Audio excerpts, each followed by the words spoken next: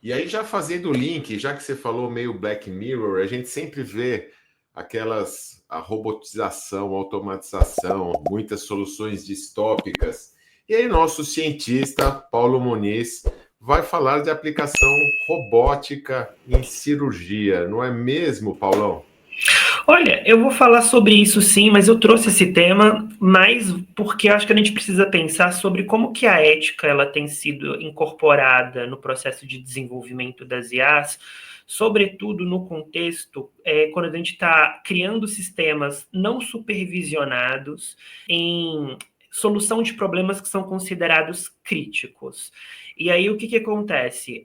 Eu vi um estudo, um artigo que saiu na Science, falando que eles conseguiram treinar uma laparoscopia, aqueles sistemas utilizados em cirurgias, para que ele pudesse operar de forma autônoma.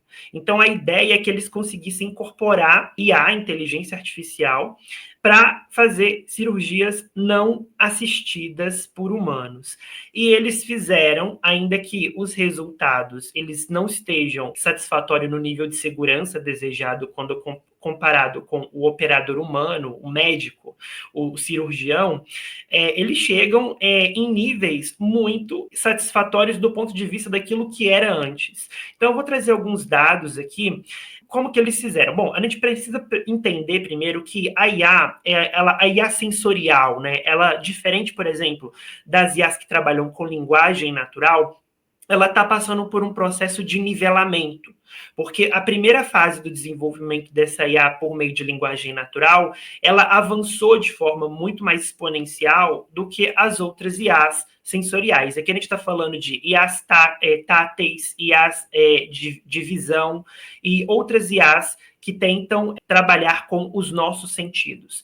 Tendo isso em vista, a gente sabe, por exemplo, que se a gente está falando de uma máquina dessas, uma máquina de laparoscopia para cirurgia, ela precisa ter uma capacidade de avaliar tridimensionalmente o espaço e de forma bastante detalhada.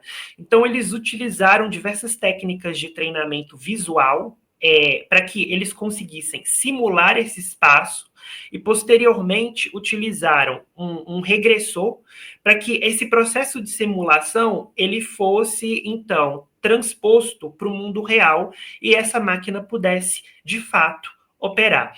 O que a gente viu é que eles testaram em 5 porcos, 5 não vivos, tá?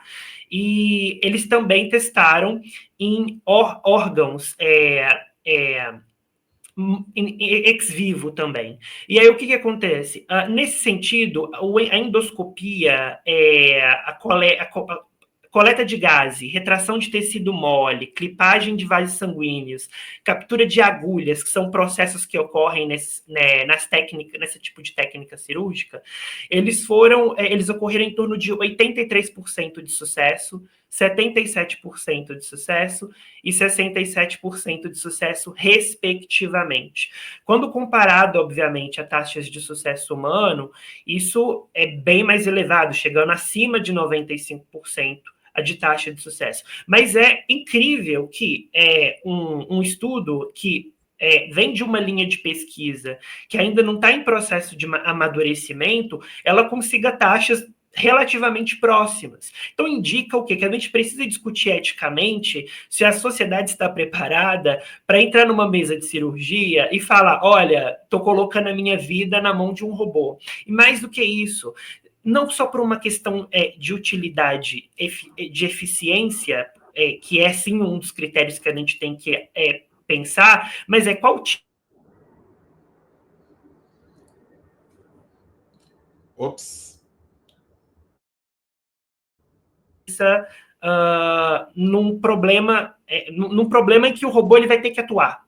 Então, a gente está pensando assim, qual que é a ética que vai estar incorporada nesse sistema e se essa ética, ao privilegiar determinados dilemas numa mesa de cirurgia, ela está refletindo os nossos interesses coletivos. Então, eu acho que é um problema que, mais do que técnico, é um problema moral. E por que eu estou trazendo esse problema moral? Porque eu acho que cada vez mais a evolução de qualquer tecnologia, mas também agora da IA, ela tende a entrar em um processo de back-end. A gente para de perceber os processos que vão sendo desenvolvidos, os hypes, e eles passam a ser incorporados por debaixo de infraestruturas que os tornam invisíveis. Então, eu acho que a gente precisa, sim, entender melhor se esse processo de desenvolvimento ele é maduro o suficiente, ele é ético o suficiente, antes que a gente perca a percepção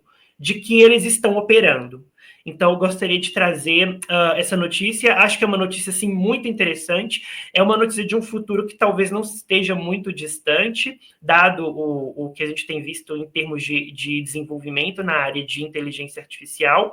E pensar, né? Vocês iriam para uma mesa de cirurgia para ser operado por um robô sem supervisionamento? Fica aí a questão.